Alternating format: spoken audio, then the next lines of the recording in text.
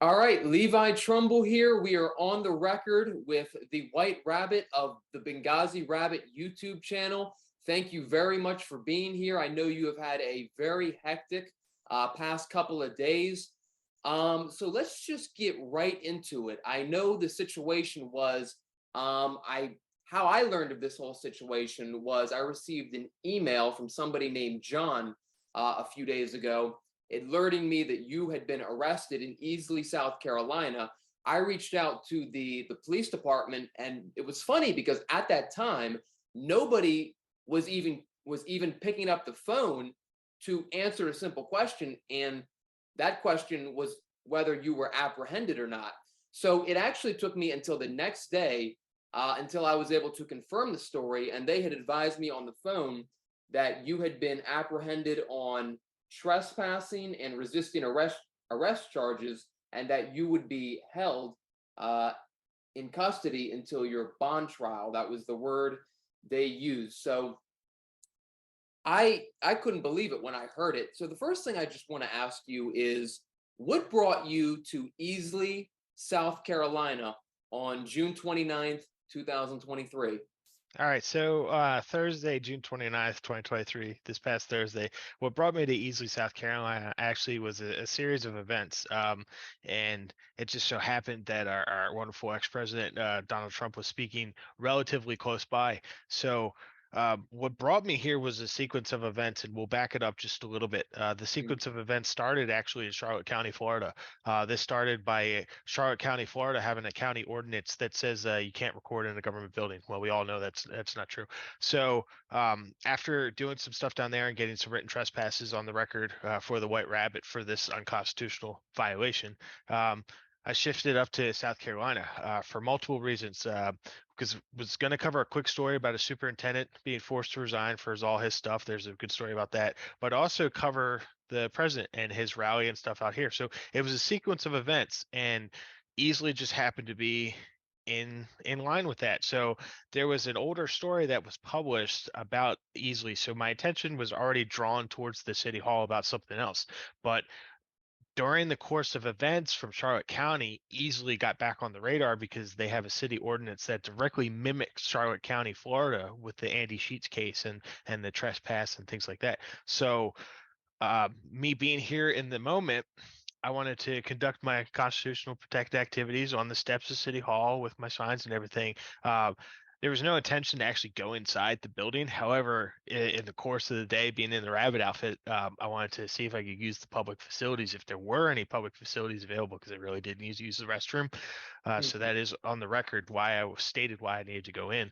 Um, so that's what brought me there originally. It was first I want to see how much money they put into it, but during the course of events, learning more about this city ordinance that they directly mimicked from Charlotte County, Florida, which I had just dealt with like a couple days prior. So it's like, okay, we can see what Easley's up to as well, since we're right here, and Yeah. then we're going to the next news Well, it piece that we almost have. sounds to me like a little bit of a road trip. You started in Florida and you're working your way along the country. Yeah, so it happened to work out in this time period because a friend of mine was in France. So the Florida trip just happened to coincide, and everything worked out to where it led me to Easley that Thursday, June 29th. Interesting. So before we get into what actually happened, I first want to start with sort of the layout of where you were at. So you were at City Hall in Easley, South Carolina. Is that correct? Correct. I was at the City Hall in Easley, South Carolina, and So yeah, um, walk me through sort of the the layout of layout all and that, stuff. So, about the for anyone building. who's Yeah. watching and doesn't have a backstory, you can check out For Officer Safety on YouTube. He has a video that lays out, because he did an audit of this building, so it lays out the layout for you. So in the center of City Hall, they actually have a two-part property. It's divided by a road that goes towards the Sally Port to the police department. So they have this big green area that leads up to City Hall, as well, and then the city hall property itself.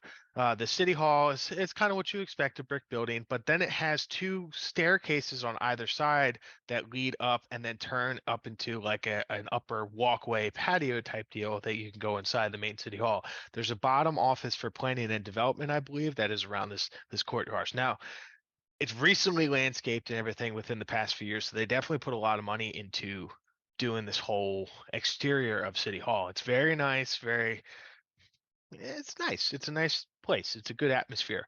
So where um, I was doing it on the steps of City Hall itself because it's an elevated platform. So I could have some pretty good sight line of my message and the rabbit itself. And I was trying to stay out of the way of anyone who was coming up to actually use City Hall because there were the family that went in prior. So I was trying to stay out of the way. I was staying in the corners, and the rabbit's very cumbersome in the sign and everything. So I was doing what I can. So I was moving back and forth between both staircases in the corners just to keep moving. So directly in the entrance of City Hall, like on the actual steps of City Hall, that's where I was positioned. Yeah. And it was, how would you describe what you were doing that day? Was it a protest? Were you out there to talk to people? Like, what specifically was your goal for that day? So I wanted to learn more about the city itself, Mm. and my activities all coincide with multiple elements of the First Amendment. So lately, I've just continued to take my signage with me, the F Biden sign that's very controversial.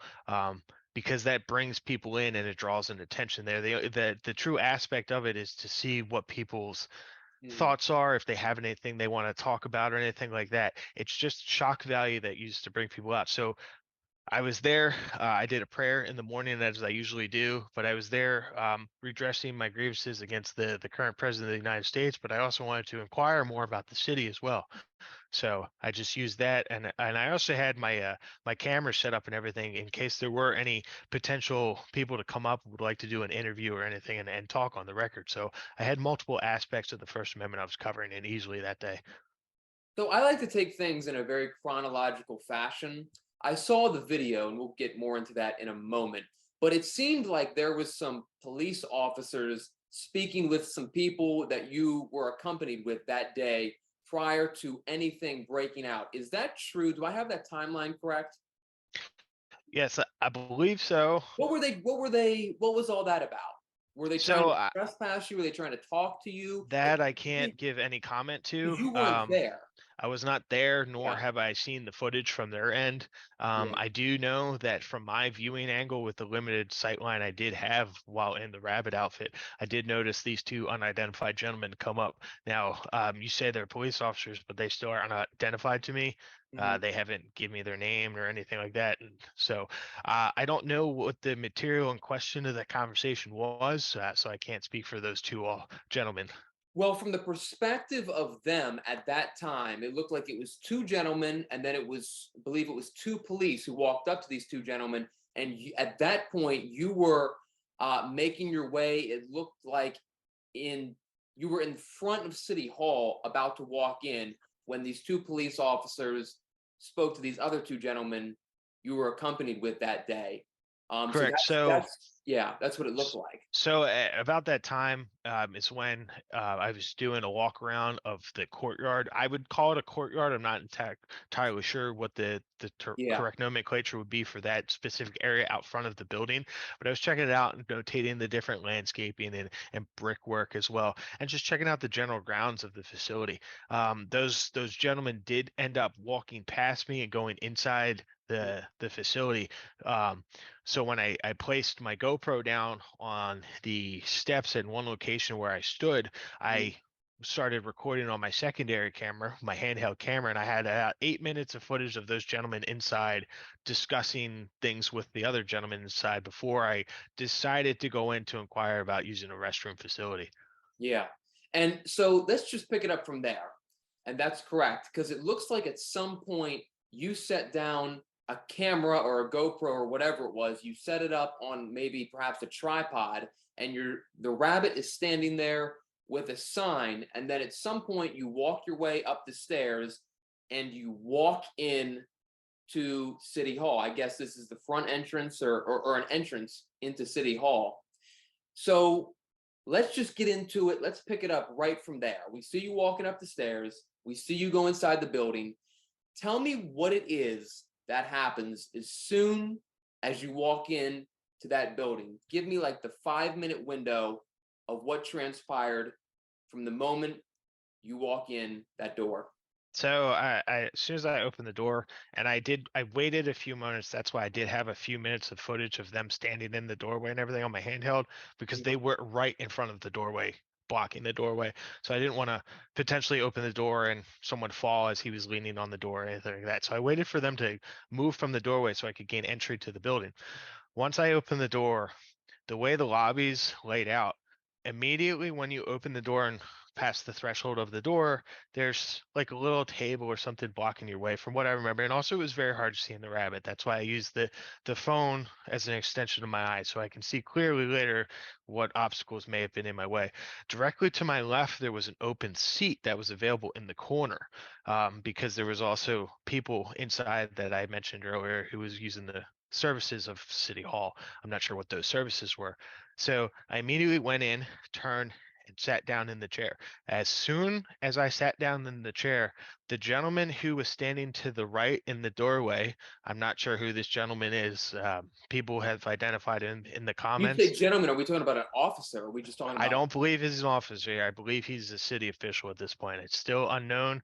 People have called his name out in the chat, who they suspect this gentleman to be, but once we obtain some records, we will properly identify this man.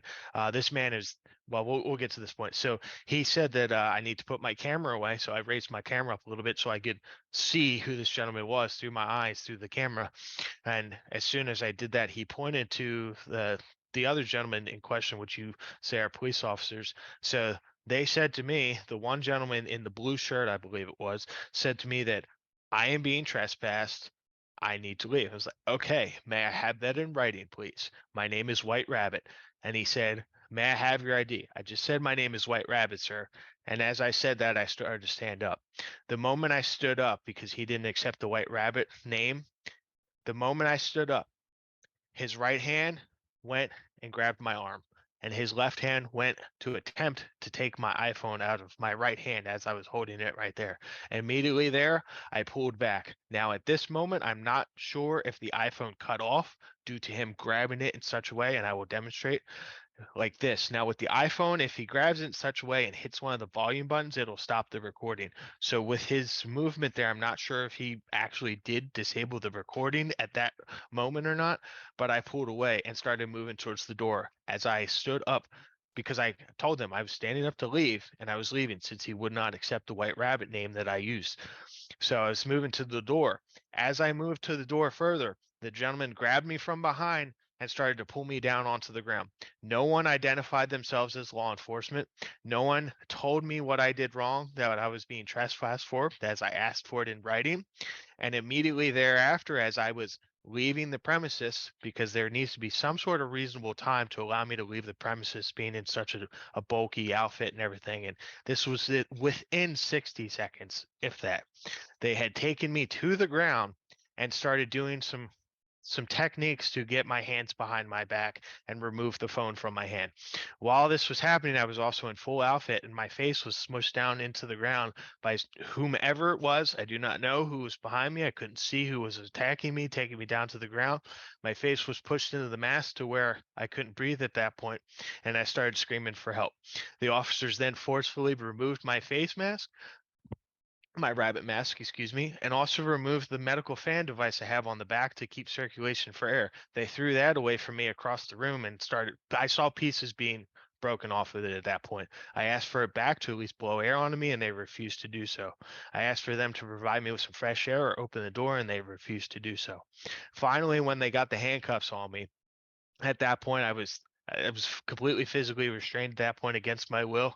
Like I said, no one identified themselves as law enforcement. They didn't tell me what was going on, so I was in fear for my life. But the thing is, Levi, that the dude in the blue shirt, the so-called police officer who has yet to be identified, he said that he is in direct fear for his life to me. but there's 3 people around me with firearms, and I was sitting there thrown against the ground against my will as I was in full compliance trying to leave the premises. We progressed further, maybe 30 seconds to another 60 seconds further, because at this point I'm overheating and I can't properly keep track of time because I'm completely overheating. They had just thrown me to the ground at this point. Now I'm asking for fresh air. They won't provide me with fresh air. So I start moving around a little bit because I'm being held, and I was just thrown to the ground. When more officers arrive inside the facility, and I believe you can coincide this moment with the GoPro footage where the officers come running back because I heard the radio go off. I wasn't sure what the call was or anything, but more officers arrive, and then they start to take me down to the ground again. I did actively resist this because I was in fear for my life. I didn't know what was going on. There were guys surrounding me trying to do this. They weren't allowing me fresh air. They took me down to the ground again and started doing more techniques on me. And at this point, they ended up hobbling my feet together to where I was completely incapacitated for movement. So they did it was for a camera, Levi. It was so fast that I'm trying to record these events, and it happened within 2 to 4 minutes. It was unbelievable. And when these officers took me to the ground the second time, I felt so scared that that something would happen to me. That I was screaming for help at this point. No one in that city office offered any assistance to me for that illegal detention and assault that those police officers did. No one identified themselves to me. No one told me what was going on or anything. Soon after that, they took me into the police cruiser through the side entrance. They confiscated all of my material and held me for almost the entire 72 hours. So that's what happened. We, yeah, and you've And opened I'm a sorry, lot of, Levi. I'm a no, little no, shaken up recalling these you events. you have every right to be. One of the things I want to touch on, and we'll get to what happened after that in a minute, but I have seen the video where you were yelling, "Help, help, help me." And the first thing that I think to myself is where, and I'm not saying the people you were with did anything wrong, but the first thing that I think to myself is where are these people you were with? There is no way in my mind, if I heard anybody, let alone somebody I knew this person yelling like that, I would be rushing, running to find out what is going on. Who is it that needs help? I mean, to put it frankly, you are screaming for your life in this video. I would have been running. People a mile away could have heard you. Where was the people rushing to your aid, to your defense, to your rescue? Well, unfortunately, I didn't have any support resources. The rabbit handler was Yeah. indisposed at the time, and the people I was with were already placed on trespass for this illegal and unconstitutional violation of their civil rights. So there was no way that these gentlemen could come to my defense for the clear deprivation of my rights under color of law, because they also would have been forced into the same situation. We're talking people who have also other medical conditions and everything like that. I believe, and I will strongly attest to this over and over, that they were in the right place and they were where they needed to be. Okay. There was there was no reason for them to go in and risk their personal safety or their anything with their medical and face potential jail time more so than I would for violating this trespass that's on file to come to my rescue. I knew that they would start the process and then start informing the world what just happened. So a lot, and I've seen a lot of comments from people. So I do want to just tell people they did exactly what they needed to do. They started making phone calls, they started the whole process to get me out. People need to understand that although that I was violently attacked by these Gestapo agents, there was no reason for someone to go in and knowingly violate the law for that. They did exactly what they needed to do. Phone calls were made immediately. Like, if we can reference the live stream, I do believe phone calls were immediately made to attorneys. So they started the process and everything. So unfortunately, in the day and age where we have to do these things, I think that they did everything they could. If they weren't placed on trespass or had prior medical issues and stuff, and could deal with the things that I deal with or Christopher Ruff or other activists deal with, then yes, they would have came running in. Unfortunately, we didn't have the support system in place that day at that current moment to have others come in and assist. But Levi, I do believe that they did exactly what they needed to do. So I don't want to put any fault to them for that, but Nor I do do I. appreciate you bringing that up. So I do want to put some clarification out there for people, so that just know, people, that phone calls were made immediately for those guys. They did exactly what they needed to do. And you can see they were even pushed back further because those two people that claim to be police officers pushed them back further. And I've talked to them off the record, off camera later, and they said that they were like, that's City Hall property even more. So they were closer to the action originally, but were forced off. So we're all law abiding citizens here. Every time we do this, we follow the law. So I don't want someone to knowingly break the law, although we know it's an unconstitutional and unjust thing. We'll fight it in the courts. There's no reason for them to get hemmed up over something. And we see that Easley is a very corrupt place. So I thank them for everything that they did. I really do. Yeah. So prior to your entrance of that building, nobody had said anything to you. You hadn't been given a trespass. You essentially walked into that building with the camera. They told you to put the camera away. You asked them that you wanted to be trespassed in writing. Gentleman came over, tried to grab your hand, and you said, I believe you said this was all within 60 seconds. Very, very, very fast. Wow. Very fast. If we can obtain And this is a through, public building. Like, this is no question. This is at the City Hall public correct. facility. It It's was not so done. fast, Levi, that I was not able to look around the public lobby to actually get a full sense of my surroundings. All I was able to ascertain with my vision at the time was when I immediately sat down, there was a citizen directly to my left, as like the wall here. So he was sitting right here next to me in the other available chair. But these three gentlemen came and surrounded me in the corner. That's how fast it was, Levi. It was within the original 30 seconds of me sitting down that they had interacted and physically touched me for a camera. And this all took place while you're in the suit, yes? Correct. The other thing that I wanted to touch on real quickly was you had made Oh, also, I would like wait, to have what? this on the record. The suit is also damaged. They did rip the suit in the course of Wow. this attack. So yes, I was in full suit, and the suit is damaged at this point. Oh my goodness. And you another thing that you mentioned was what and before I even asked this question, to damage that suit right there shows you that you would have had to be some type of aggressive to rip that suit. However, one of the things you mentioned to me was that at some point they hog-tied your feet or they hog-tied They something. hobbled, hogtied, hobbled. They physically restricted my feet together. They tied my feet together Wow. with some restraint device. I heard them say hobble. I've seen it as a hog tie and stuff.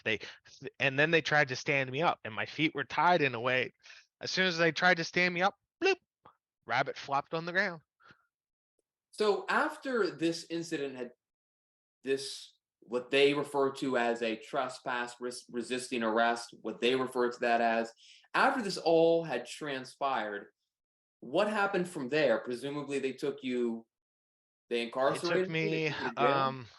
so they walked me out the side door so that the journalists outside could not get proper footage of this unconstitutional arrest and deprivation of rights under color of law. They walked me out the side door.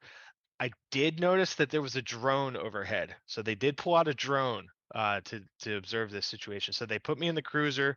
At this point, when I was being put into the cruiser, I did see one uniformed gentleman grab my F Biden sign and place it into his cruiser. Um, And then I was driven around the block to the backside of the Easley Police Department, walked inside, stripped out of my rabbit outfit, my other belongings, and placed inside cell number 3 for the next 3 days. Wow. That, and I also understand that during those 3 days, they didn't give you water, medicine, So all that. immediately during the arrest interaction, I told the officers because how heavily hands-on they went. I was screaming to them, I have a medical condition, and I explained to them I do suffer from Lyme disease and Epstein-Barr from from years with this stuff. So that was already on the record with the arresting officers. When I got into the jail, I mentioned it again.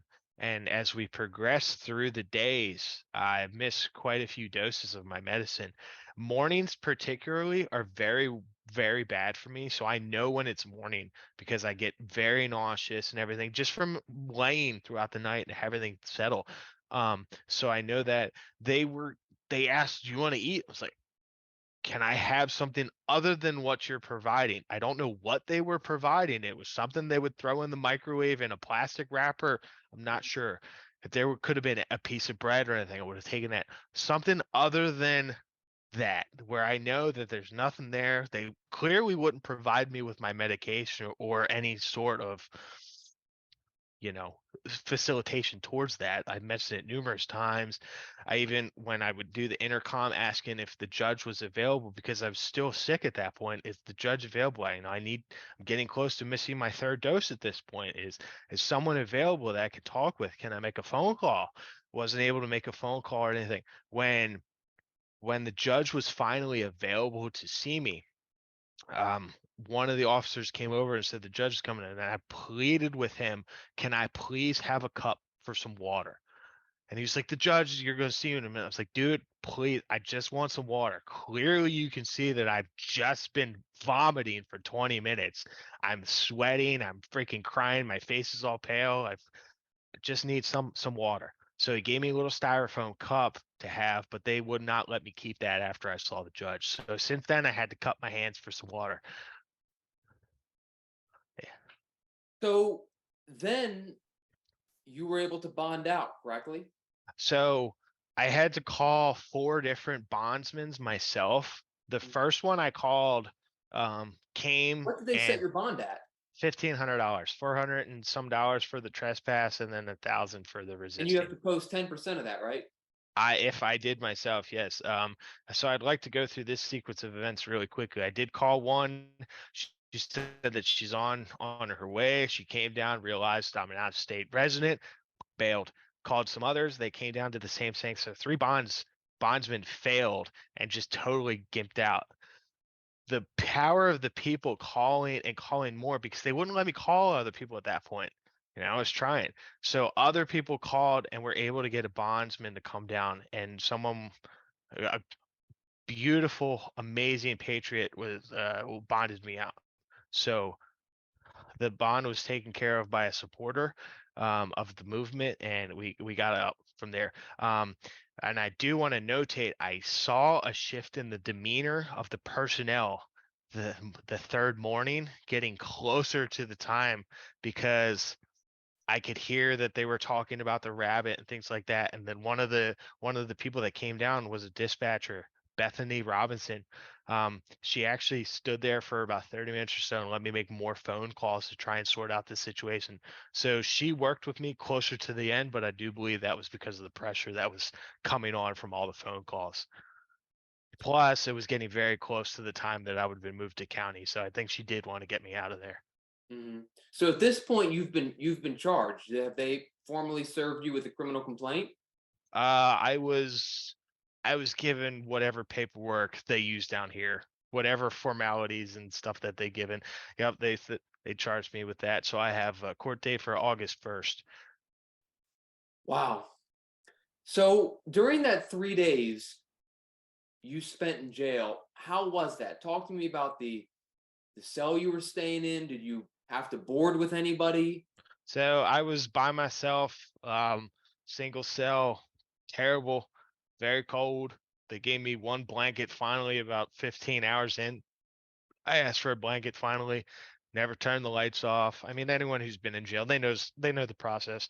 Mm. Um, Overall, it was, for the situation of how egregious it was, for the clear deprivation of rights, the experience was okay. I can't. There's nothing that's, it was a bad ringer. They didn't abuse me. Everyone was decently cordial. There were some new officers that were doing booking and everything, and they were decent. There was some stuff that needs to be worked on, but towards the end was when it got better. There, like I said, there's some names out there. So those people, they did well. The other ones that I dealt with, they definitely need some training on just basic human decency. Yeah. So has this whole experience, has it changed you at all, or No, not at all. about that? This is exactly what we do when we stand up for freedom. Um, Unfortunately, everyone's like, "Oh, well, why don't you get arrested? This, that, and the other."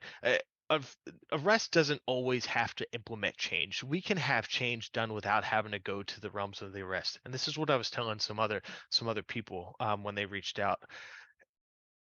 Unfortunately, Easley went above and beyond what was called for, and very, very quickly. I just proved in Charlotte County, Florida, that they don't need to go hands-on to still get a trespass issued.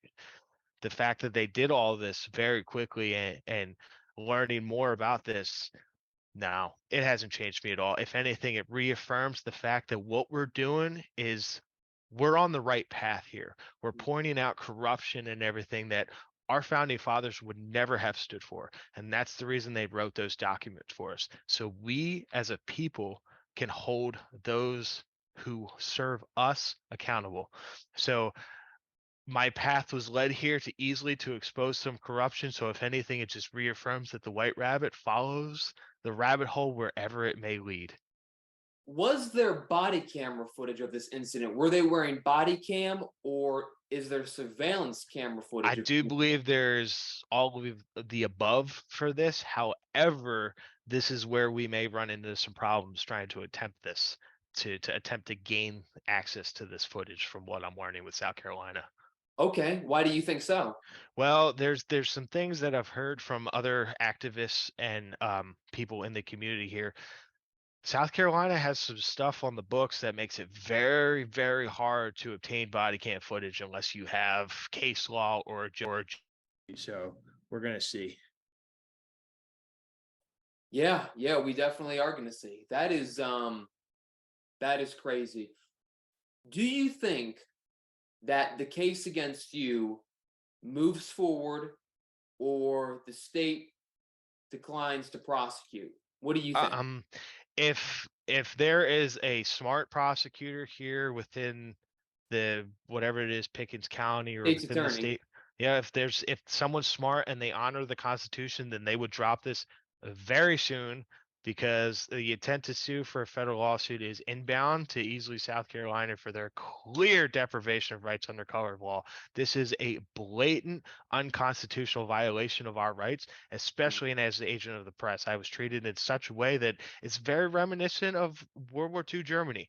So if they were smart and honored the oath that they put forward and honor those pieces of paper that we live by the law of the land, they would drop these charges. And I Yeah. did ask the judge to drop these charges based on those facts. And the judge said, ah, you can talk to the next judge. Wow. Well, here's what I can say. At this process and at this time, I have submitted a Freedom of Information request for all records. That includes charging documents. I want to get surveillance camera footage if they have it, body camera footage. I can tell you on my end, we are not going to let this go. We will be calling into the mayor of Easley, and we will also Good be luck. yeah, we will also be attempting to reach out to the governor of South Carolina. We are not going to, we're going to figure out what's going on here. And if there's corruption, if there is an abuse, if there is an abuse of power in South Carolina, in Easley, South Carolina, we are going to see that through. And obviously, with stories like this, they are tragic. They are just as Yep. unfortunate as anything, because Yep. this is not the way citizens should be treated. It's a public building. The taxpayers paid for it. You had every right to be in that video Yep. from every you And have Levi, every right this to be in that is building. I'm sorry. this Good. is way more developing than just a Mm. white rabbit being arrested. From what we're learning, it goes way deeper. We are getting some stuff on the mayor for using funds for whatever God knows. They're paying buku's bucks to appease this guy. So we're learning a lot more about Easley. So the rabbit hole just gets deeper and deeper as I dive. So people are hearing about this story and gaining the will to come forward and voice what's going on in the community. So we're learning a lot about Easley. This is a huge developing story. Yeah. Yes, it is. And it's one that we all will be on and one that we will all follow as your case moves forward. And we will have our hands all over it. But I just want to close out in saying that I apologize for what you went through last week. And just a completely unfortunate situation. We are all wishing you the best, and we hope that there is a good end resolution to all this, and that we don't see things like this continually happen, because obviously it's a tragic situation. So thank you very much for joining us. You shared with us a very powerful story, and again, I just want to thank you for speaking on it today. Thank you for your time. Rabbit lives matter. Amen. Thank you very much.